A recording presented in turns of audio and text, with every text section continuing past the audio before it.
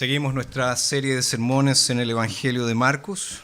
Quiero invitarles a abrir sus Biblias o prenderlas. En Marcos capítulo 6, Marcos 6, vamos a leer desde el versículo 14 al 29. Marcos 6, versículos 14 al 29. Escuchemos atentamente la palabra del Señor, palabra que es infalible, inerrante y todo suficiente. El rey Herodes oyó de Jesús, porque su nombre había llegado a ser muy conocido. Unos decían: Juan el Bautista ha resucitado de los muertos, y por esta razón operan estos poderes en él. Otros decían: es Elías, mientras otros decían: es profeta como uno de los profetas. Pero cuando Herodes oyó esto, dijo: Juan, a quien yo decapité, ha resucitado. Porque Herodes mismo había mandado prender a Juan y lo había encadenado en la cárcel por causa de Herodía, mujer de su hermano Felipe, porque se había casado con ella. Pues Juan le decía a Herodes: no te es lícito tener a la mujer de tu hermano. Pero Herodía lo acechaba y deseaba matarlo, aunque no podía, porque Herodes temía a Juan, sabiendo que era hombre justo y santo, y lo protegía. Y al escucharlo quedaba muy perplejo, pero le oía de buena gana. Llegó un día oportuno cuando Herodes, en la fiesta de su cumpleaños, dio una cena para sus altos oficiales, los tribunos y las personas principales de Galilea. Entonces la hija de Herodía entró y danzó y agradó a Herodes y a los que estaban con él a la mesa. Y el rey dijo a la muchacha: pídeme lo que quieras y yo te lo daré. Y le juró mucho: todo lo que me pidas te daré, hasta la mitad de mi reino. Ella salió y dijo a su madre: ¿qué pediré? Y ésta dijo: la cabeza de Juan el Bautista. Enseguida ella entró con prisa al rey y le pidió diciendo: quiero que ahora mismo me des en un plato la cabeza de Juan el Bautista. El rey se entristeció mucho, pero a causa del juramento y de los que estaban a la mesa, no quiso rechazarla. Inmediatamente el rey envió a uno de la guardia y mandó que fuera traída la cabeza de Juan. Este fue, lo decapitó en la cárcel y llevó su cabeza en un plato, la dio a la muchacha y la muchacha se la dio a su madre. Cuando sus discípulos oyeron esto, fueron y tomaron su cuerpo y lo pusieron en un sepulcro.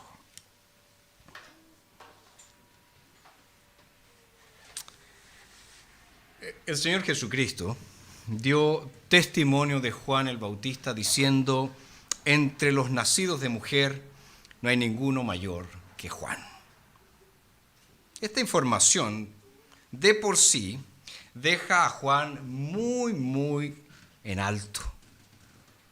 Aunque Jesús también dijo: sin embargo, el más pequeño en el reino de Dios es mayor que él. ¿Qué quiso decir Jesús? Bueno, recordemos que Juan fue el último de los profetas. Que Juan fue el puente entre la antigua y la nueva dispensación, entre el antiguo y el nuevo pacto. Sin embargo, Juan no tenía la luz plena del nuevo pacto. Él solo vio sombras, a pesar de haber sido el precursor del Mesías. Por eso, el más simple, el más sencillo creyente del nuevo pacto es mayor que Juan. En nuestro texto de hoy vemos este trágico registro de cómo se dio la muerte de Juan el Bautista. Ahora, una pregunta que inmediatamente surge es: ¿por qué este pasaje está aquí? Y más importante aún, ¿qué verdades eternas son presentadas en él? Una cosa yo quiero decir de inicio. Ciertamente el ministerio de Juan fue impactante. El ministerio de Juan fue poderosísimo. Pero es muy importante entender que el ministerio de Juan señala, apunta, dirige nuestra atención al ministerio de Jesucristo. De allí entonces la importancia de este capítulo. Por eso el tema que quiero compartir con ustedes en esta mañana es el siguiente: un ministerio ejemplar. Un ministerio ejemplar. Y lo primero que vemos es el contexto. Es el contexto. Para entender el pasaje que tenemos delante de nosotros, debemos tener presente por lo menos dos pistas que se nos dan en él. Y la primera de estas pistas tiene que ver con el contexto. Yo espero que ustedes recuerden que al comienzo del capítulo 6 del Evangelio de Marcos, Jesús nos dice que había regresado a su ciudad natal, en realidad a la ciudad donde él fue criado, porque él nació en Belén, pero él se crió en Nazaret y él regresa a Nazaret y su ministerio allí sufrió o se encontró con una tremenda oposición. La gente no quería saber nada acerca de Jesús. Los nazarenos solo tenían desprecio hacia Jesús. Y el texto nos dice en el verso 5 que Jesús no pudo hacer allí ningún hecho poderoso. Pero ustedes se acuerdan que dijimos que eso no tenía que ver con la oposición, sino que Jesús se vio moralmente obligado por la incredulidad de los nazarenos a no hacer allí ningún milagro. Porque no es la fe o la falta de esta la que permite a Dios hacer alguna cosa. Dios es todopoderoso, Él hace lo que Él quiere, cuando Él quiere, como Él quiere. Pero Jesús aquí Él se vio moralmente obligado a no hacer ningún milagro, salvo algunos, muy pequeños que hizo. ¿Por qué? Por causa de la gran incredulidad de los nazarenos. Es más, el texto nos dice que Jesús estaba maravillado, estaba asombrado por la incredulidad o de la incredulidad de los nazarenos.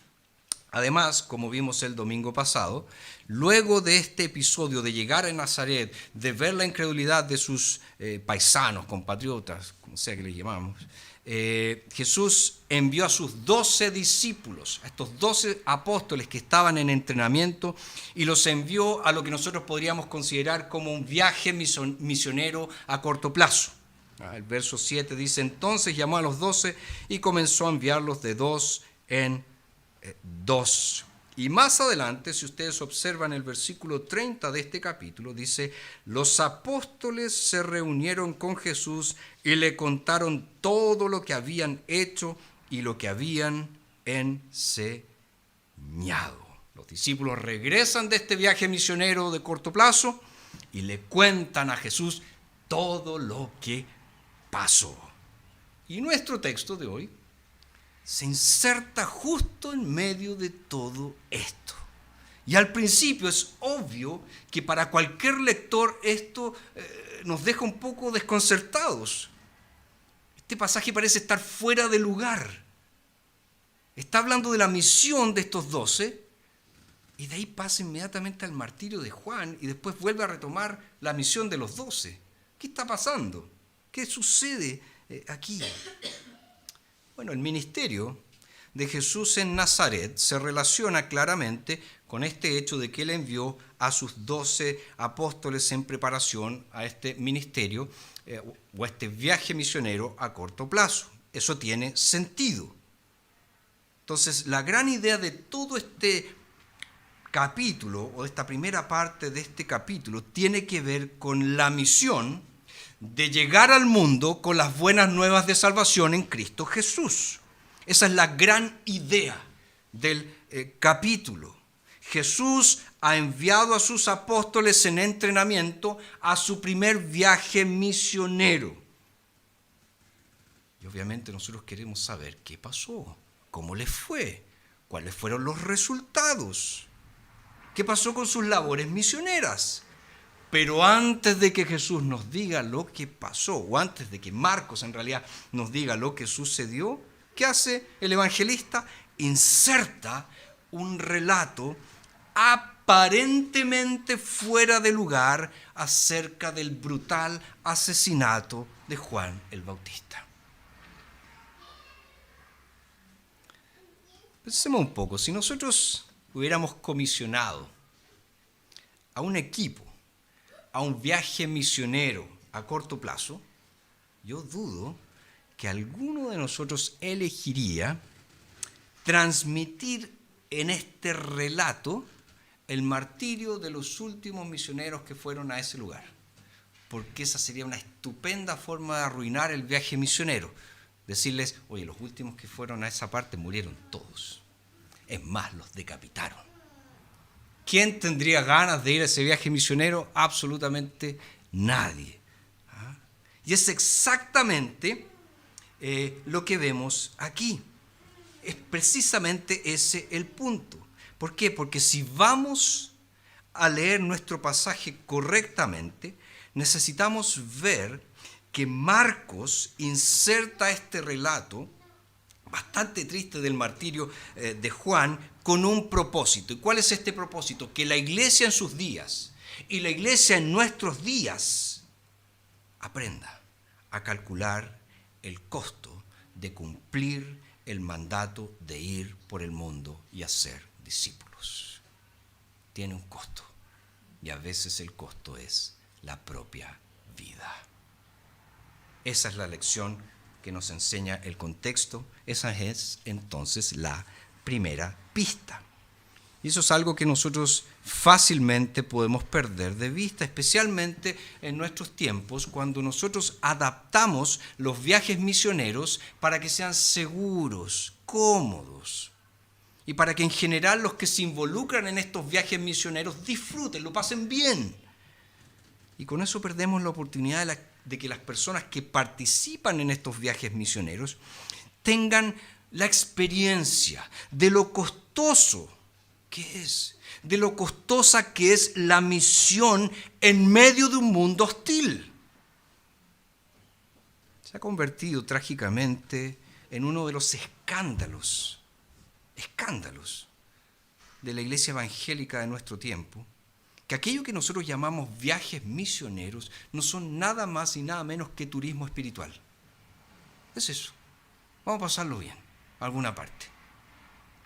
Y representa ese turismo espiritual una tremenda carga para la iglesia que recibe, por ejemplo, a 25 adolescentes misioneros que van a pasarlo bien y que no hacen absolutamente nada más que eso.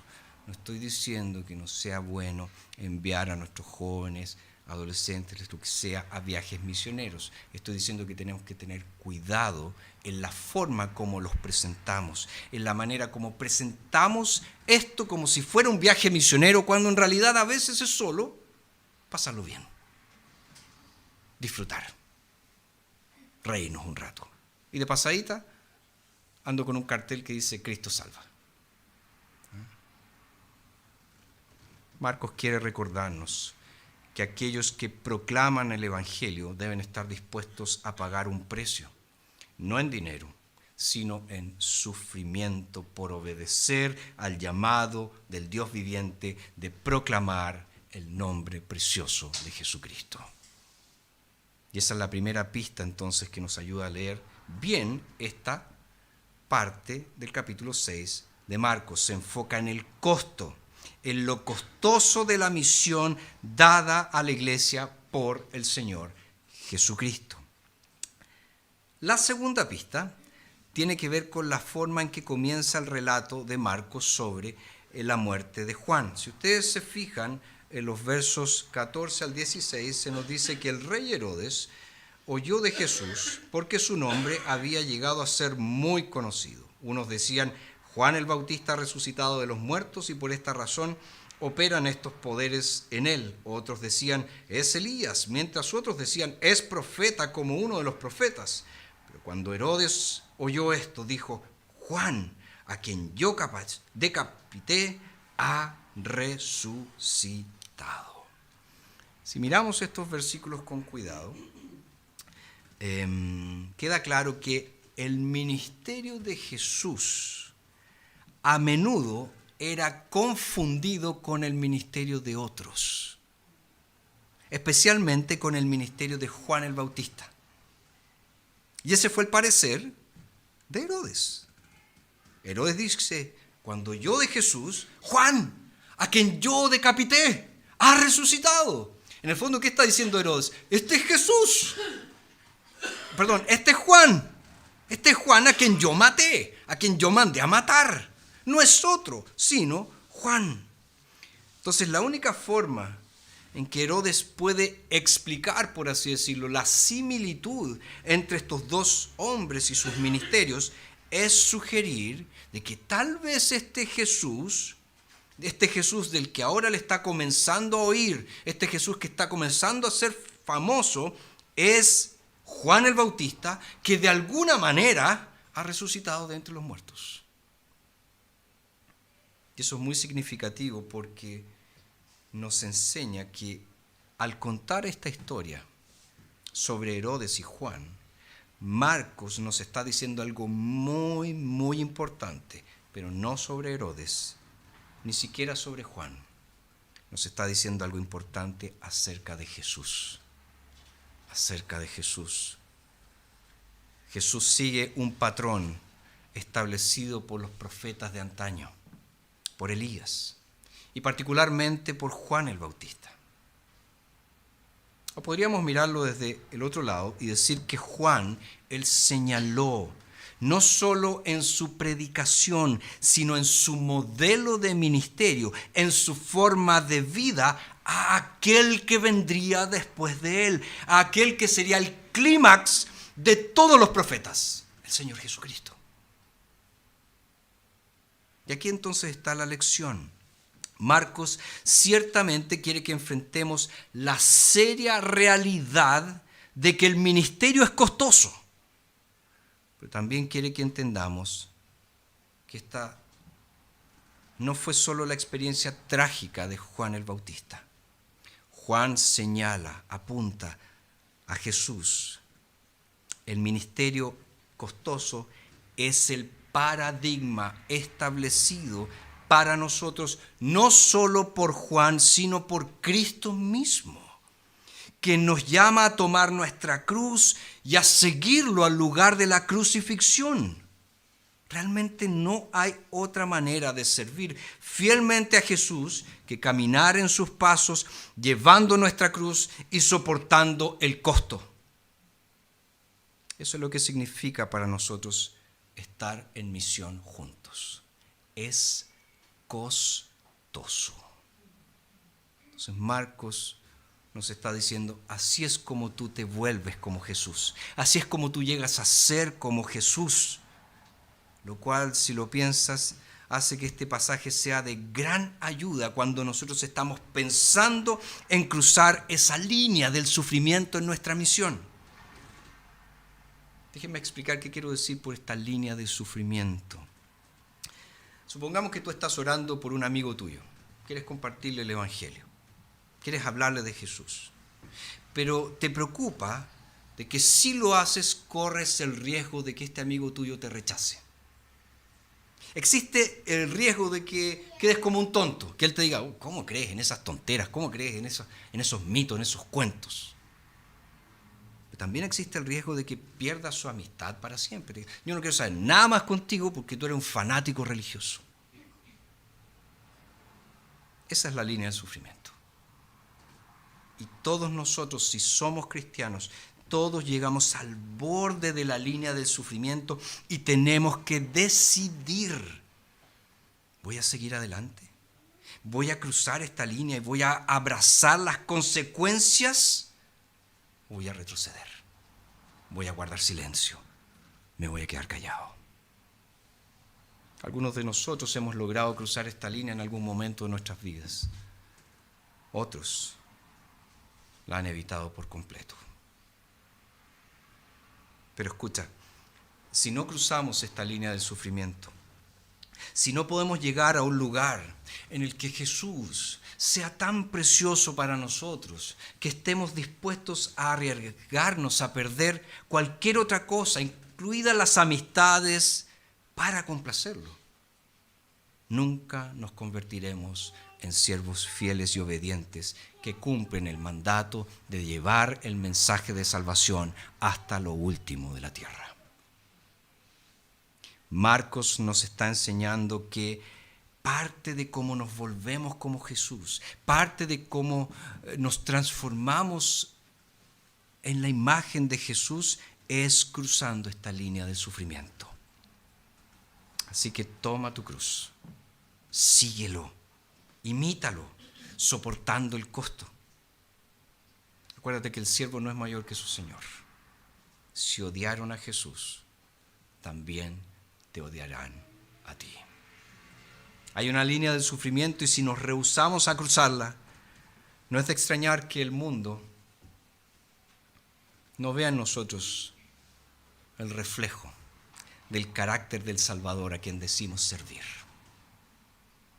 Así que hay dos pistas que tenemos que tener en cuenta para entender lo que Marcos está haciendo al insertar esta historia de la muerte de Juan el Bautista en medio de todo esto. Primera, el contexto es un recordatorio del costo general del ministerio cristiano en un mundo hostil, no solo para Juan, sino también para Cristo y por lo tanto para cada uno de nosotros que seguimos a Jesucristo. Y en segundo lugar, a menudo se confundía a Juan con Cristo, o más bien a Cristo con Juan. Acuérdate, Juan señala a Jesús.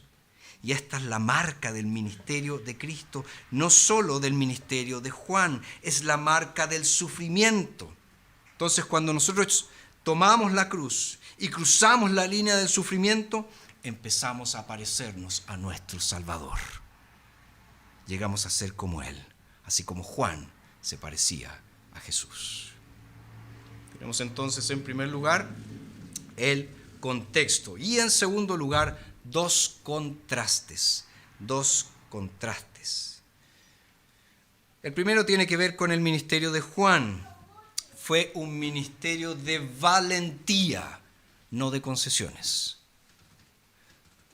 Es cierto que solo tenemos algunos atisbos, pero son bastante reveladores acerca del ministerio de Juan. En los versos 17 y 18 se nos dice que Juan se había enfrentado constantemente a la inmoralidad del estilo de vida de Herodes. Se centró particularmente en su matrimonio con Herodía. Le había estado diciendo a Herodes: no te es lícito tener a la mujer de tu hermano.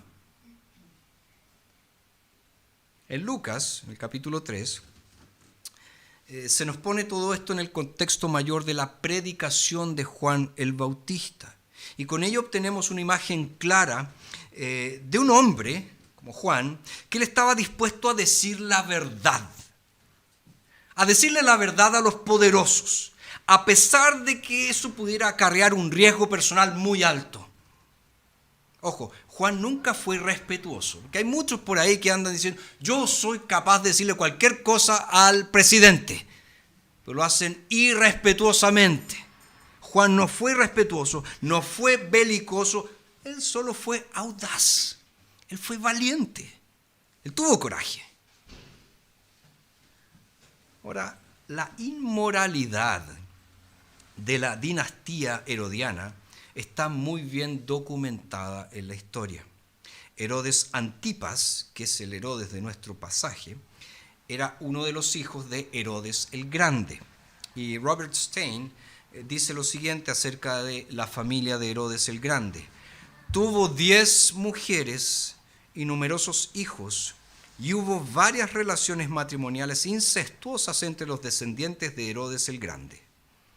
Con las malas relaciones familiares resultantes de esto, la hija de Herodías, que bailó para los invitados de Herodes en algunos versículos de la historia, era en efecto sobrina de Herodes Antipas por parte de su padre, sobrina nieta por parte de su madre y su hijastra, todo al mismo tiempo. En otras palabras, una tremenda ensalada de inmoralidad. Por lo tanto, Juan, ¿qué hizo? Increpó a Herodes por casarse con la mujer de su hermano, que además era su sobrina. Por esto, Juan terminó en prisión. No tuvo miedo de denunciar el pecado descarado, escandaloso de los poderosos. No tuvo miedo, simplemente lo hizo.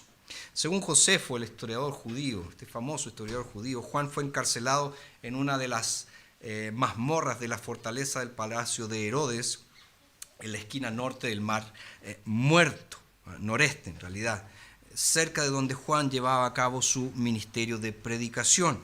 Y ahí estuvo, preso. Pero miremos el verso 20, nos dice 19. Porque Herodías lo acechaba y deseaba matarlo, aunque no podía, porque Herodes temía a Juan, sabiendo que era hombre justo y santo, y lo protegía. Y al escucharlo quedaba muy perplejo, pero le oía de buena gana.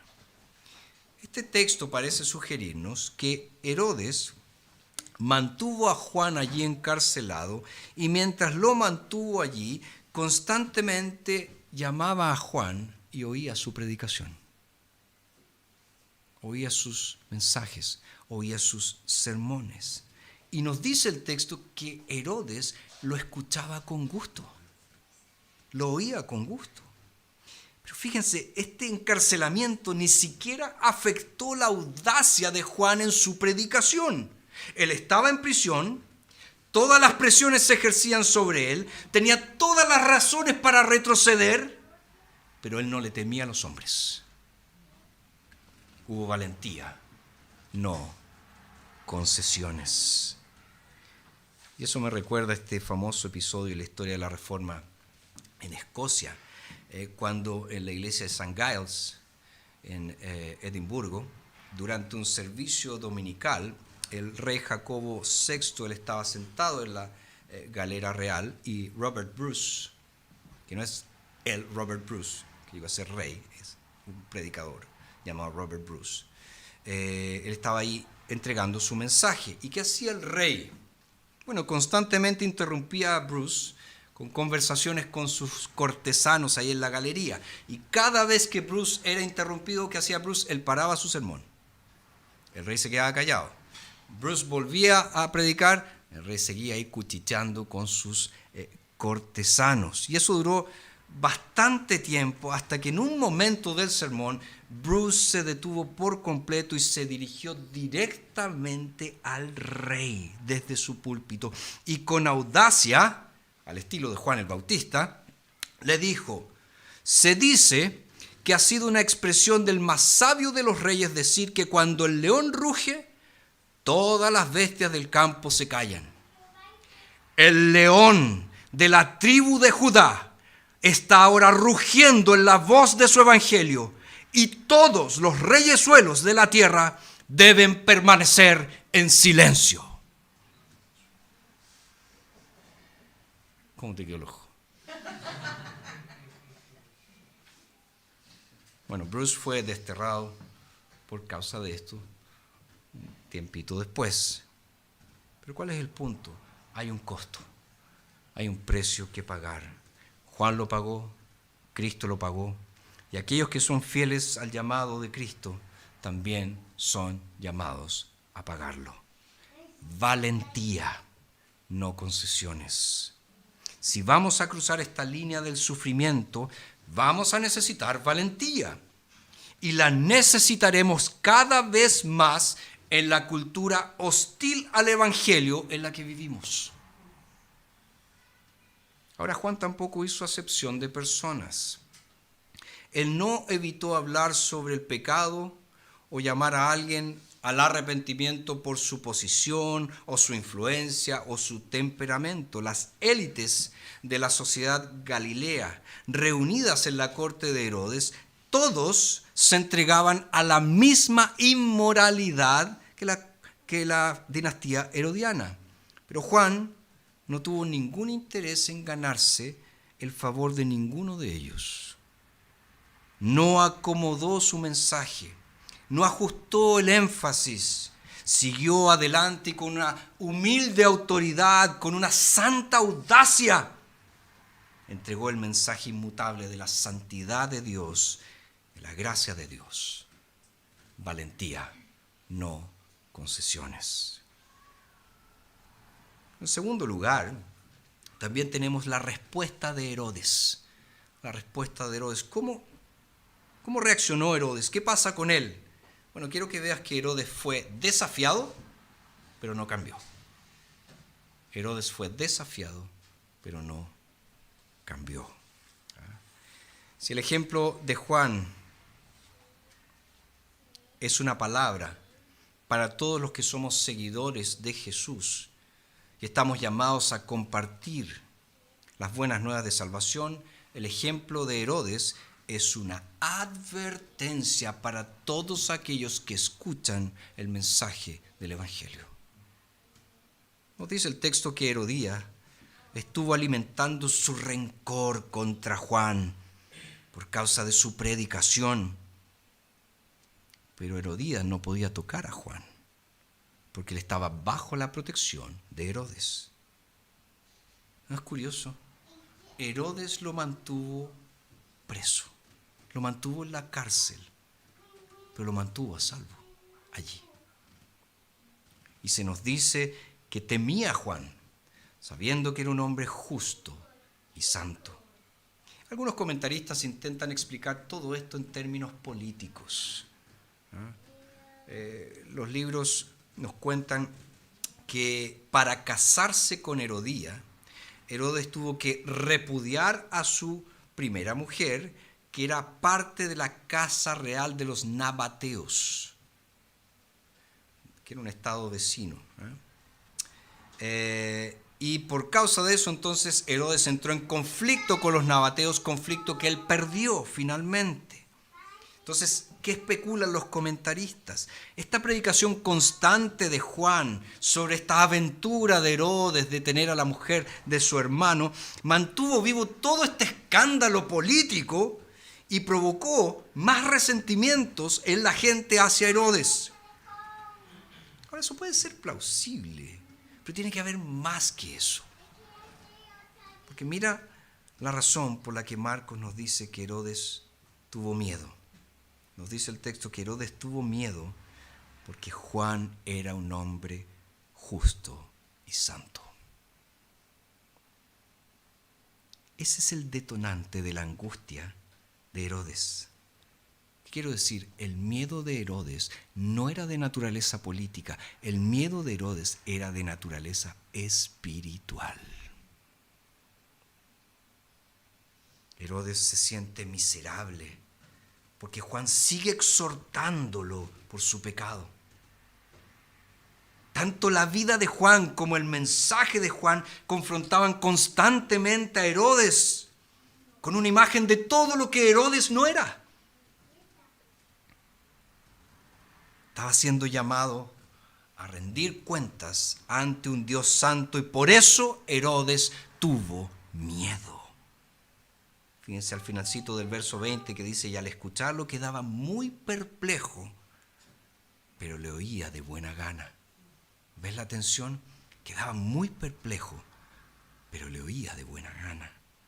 Él está escuchando la predicación de Juan, esta predicación que lo incomoda.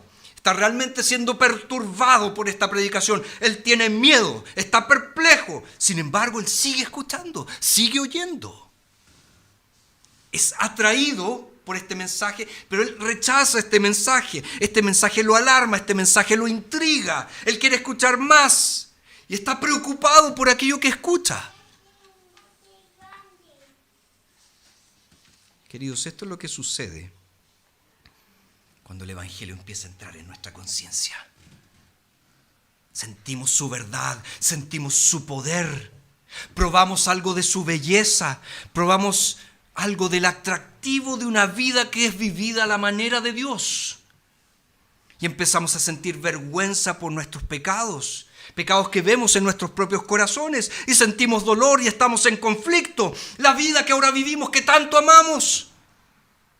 No quiero dejar esto, no quiero cambiar, no quiero abandonar esto. Me gusta mi pecado. Eso es lo que decimos. Pero la vida a la que nos llama el Evangelio sabemos que es justa, sabemos que es buena, sabemos que es santa, sabemos que es verdadera. Oh, quiero estar con personas así. Ojalá fuera como ellos. Ojalá tuviera la paz que ellos tienen. Ojalá tuviera el gozo que ellos tienen. Ojalá pudiera dormir como ellos duermen. Y así entonces quedamos perplejos. Hay un miedo al juicio, hay un miedo a Dios, hay un miedo a la burla si nos convertimos en cristianos. Hay un miedo al cambio, lo que tendré que dejar si me comprometo con mi Señor. Eso le pasó a Herodes. Ken Hughes cita a alguien que dijo lo siguiente: la verdad te hará libre, pero primero te hará sentir miserable. La verdad te hará libre, pero primero te hará sentir miserable. Y ciertamente, eso es lo que estaba pasando mientras Herodes escuchaba la predicación de Juan. Él fue desafiado por esta predicación, pero él no cambió. Él no cambió. Le gustaba escuchar la predicación de Juan, a pesar de que esta predicación lo asustaba mucho, pero él no estaba dispuesto a abrazar este llamado al arrepentimiento que Juan estaba predicando. Y cuando la hija de Herodías bailó para sus invitados en la fiesta de su cumpleaños, Herodes, ¿qué hizo? Promesas ridículas. Pídeme lo que quieras, hasta la mitad de mi reino te daré. Y cuando esta seductora joven le preguntó a su mami: mami, ¿qué voy a pedir? Tráeme la cabeza del Bautista. Y parece que a esta niña le gustaba la estética porque agregó: quiero que me traigan en un plato la cabeza del Bautista.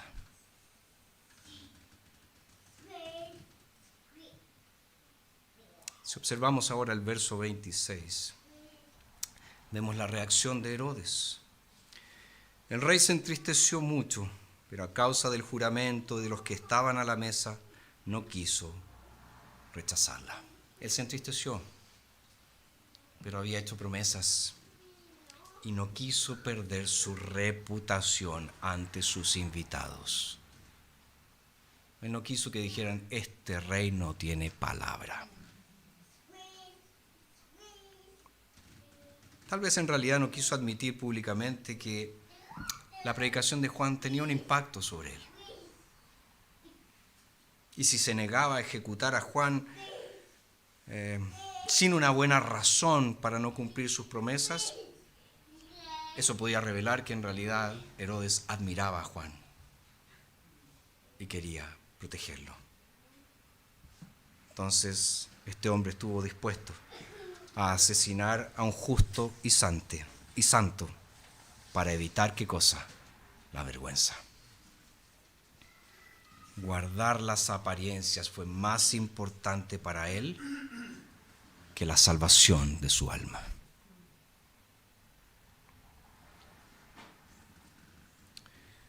Entre aquellos que son invitados a venir a Cristo, que se acercan al Evangelio por un tiempo y que finalmente rechazan a Jesús, una de las principales razones de su rechazo es el miedo a la opinión de los demás. ¿Qué va a decir mi familia? ¿Qué va a decir mi mujer? ¿Qué dirán mis hijos? ¿Qué dirán mis amigos? ¿Qué van a decir los compadres del fútbol?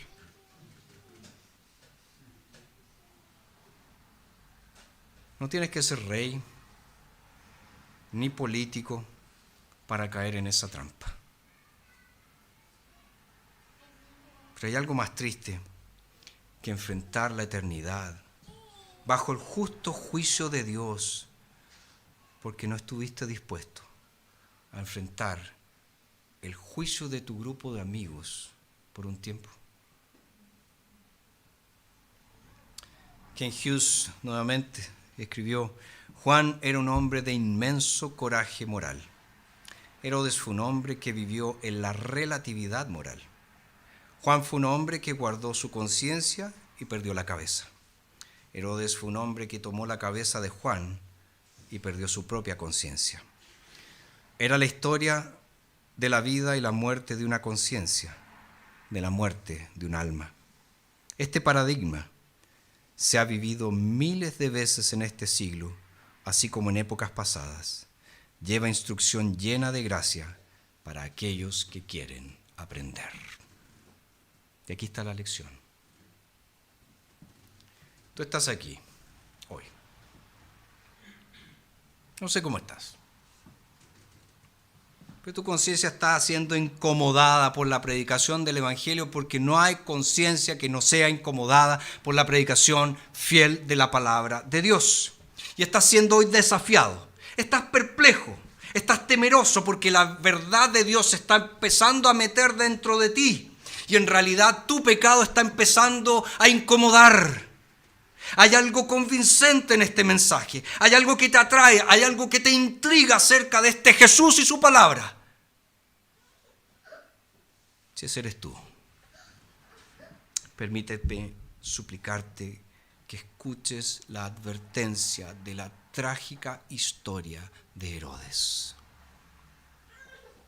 Llegará un momento de decisión para ti, tal como llegó en la vida de Herodes. Te pregunto, ¿te vas a someter a las demandas del Rey Jesús? ¿O vas a dejar que el miedo a la opinión de los demás te influya y sigas así los pasos de Herodes? El primer camino es el camino a la vida, a la paz de conciencia, a la reconciliación con Dios. El segundo es el camino a la muerte eterna. Ahora, ¿cuál es el problema? Es que si dejas pasar esta oportunidad, ¿sabes lo que va a pasar con tu conciencia? Va a dejar de dolerte. Y ya no te va a importar escuchar el llamado del Evangelio. Eso es lo que le pasó a Herodes. ¿Te acuerdas que tiempo más adelante Jesús mismo estuvo delante de Herodes?